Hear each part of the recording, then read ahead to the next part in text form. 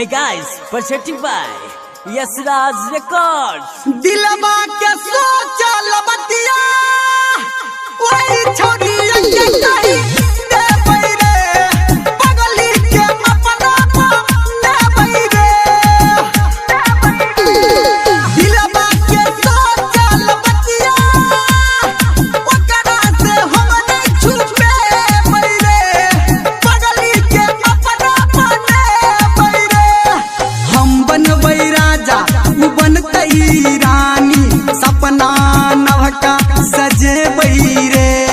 दिलवा के सोचल बतिया ओकरा से हम नहीं छिपे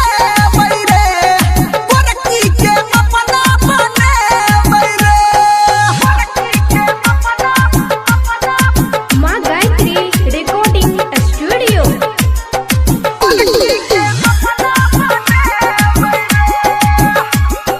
बड छै उ सुनर रे जान सन हुनर रे रोहै छै हमरा सोझा में बड छै उ सुनर रे जान सन हुनर रे रोहै छै हमरा सोझा में कियो की करते ओकरे पे मरबै रखबै ओकरा बोझा में शादी हम रचबै ओकरा दूर जेबै रे गोरकी के अपना लेबै रे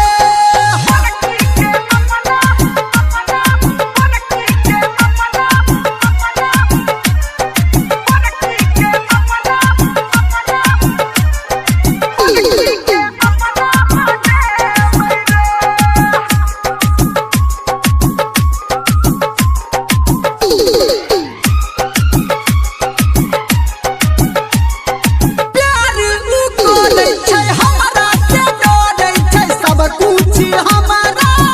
पता छै प्यार उ कोदै छै हमरा से डरै छै सब कुछ हमरा पता छै सबके बतेबै अब नहीं डरेबै ओकरा से गहरा